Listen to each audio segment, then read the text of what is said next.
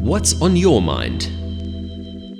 All right, so thank you again for everyone who sent in questions. We really do appreciate it. We got a ton of questions around the COVID virus, obviously, and so we're going to tackle two more of them today. The first one is from Jared, and so Jared is asking, do you have any advice for being productive while working from home, especially during the self-isolation period?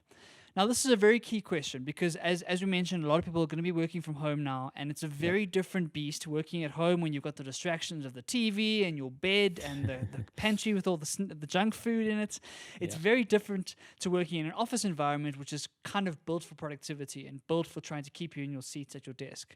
So for me, this is a great question because I've been dealing with this for the last little bit, and I have done it very poorly for long periods of time. I find it very difficult to self-discipline myself to work for long periods of time while I'm at home, just because there are so many distractions. And so let me share some of the things that I have found useful, and then I'll throw it over to you, Chad. The first thing is that it's very easy to get into a habit of being lethargic at home.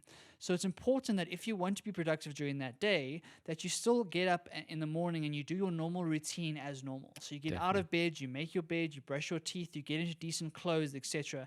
It's very tempting to think, oh, I'm just going to lie in my pajamas in my bed or on my couch and I'm going to work from there.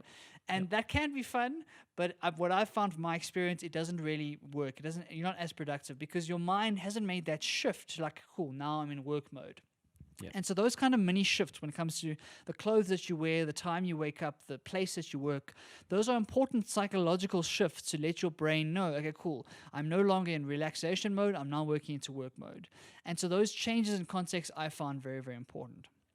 The second thing is that don't neglect the rest of your habits, right? So your exercise, your eating well, those sorts of things. All of those bits and pieces really do make a big difference when you think about your entire day as a whole. What you have to understand is that at work, you've got a bunch of habits already in place. So you kind of run on autopilot every single day. And so if you have gotten to a decent routine there, then hopefully the autopilot works in your favor. The moment you come home and try to work from home for the first time, you're starting from scratch. And so the habits you build right at the beginning are very important. So it's important to maintain your exercise, maintain getting up every now and then, don't just sit in a chair the whole day. Maintain the various good habits that hopefully you've had in place at the office environments, but bring them into a home context. And the last thing I thought I should share is that it's okay not to be super productive the entire day. I felt that a little bit of guilt when it comes to the fact that, maybe I haven't worked as hard as I could have today. And I kind of feel guilty because I'm at home. I should be as comfortable as possible. I should have no excuses.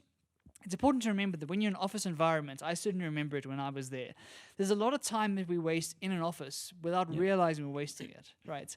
And so it's important to realize that the comparison of what you can achieve at home versus at the office has to be realistic. You can't expect that all of a sudden you're going to put on 12 hours of amazing work during that day because you're trying to meet a deadline.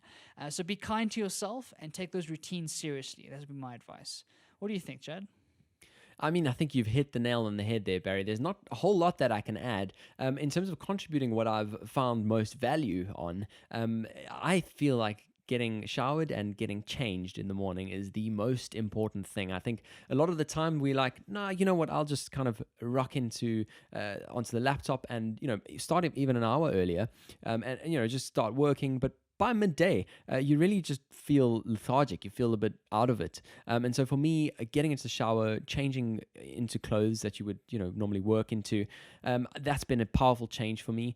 The other thing is if you have the option of not working in your bedroom, that would be great. Obviously, not everyone has that luxury, but being able to kind of make that mental note that you're actually stepping into now the next phase. You're not in the place where you sleep. You're now in the place where you work. I think that's also quite powerful. But yeah, some great tips there, Barry. I certainly think our listeners will be getting some great value from those. What's the next question that we have? Yeah, so the next question comes from Michael, and this question was relevant when he asked it, but obviously in the last day or so, things have changed dramatically, so it's not as relevant anymore, but it kind of leads into a topic I wanted to discuss. So his question goes as follows. Should we avoid going to the gym or exercise classes? Would this be an effective way to prevent the spread? Right, so this was before the full lockdown. People were discussing, cool, should I go to a gym? Should I not go to a gym? And I know here in South Africa, Planet Fitness, which is the gym that I go to, was sending out a bunch of emails detailing all the extra measures they were putting in place, how they were cleaning their equipment every hour, how they were doing all these bits and pieces, begging people to keep coming to gym. And obviously that is all shut down now. People are not going to gym anymore. And so the topic it leads into is how do you keep yourself fit in the self-isolation environment?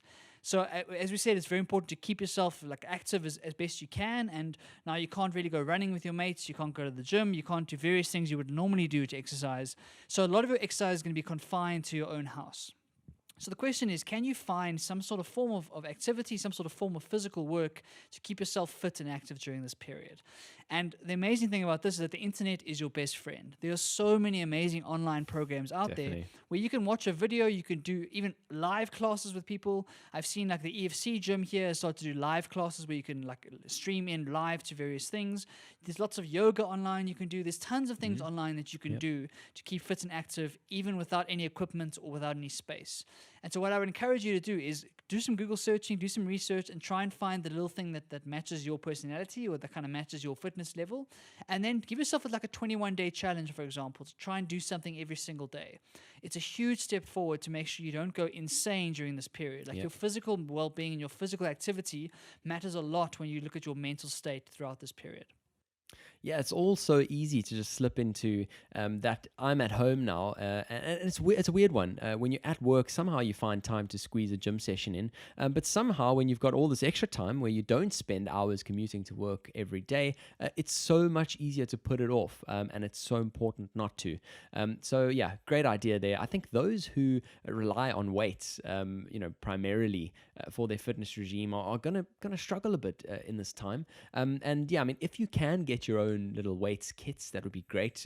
In terms of this side, Amazon is certainly out of stock of all of that stuff. So yeah, you can try, but I don't think you'll find anything. But in terms of all of those online workouts, there's definitely other great things that you can do at home. If you're into the HIIT space, I know Barry's keen on that. There's loads of people who are putting out those kinds of workouts. And so, yeah, just go and see what you can find. Otherwise, if you're not traditionally into cardio, maybe this is a time to give it a try. Go out, get some fresh air, and, also have some thinking space as well. It's nice to go out and have a run and just let your mind wander for a little bit. I really do enjoy the therapeutic effects of running. So yeah, definitely important things to chat about, especially given the time that we are of at the moment. Pond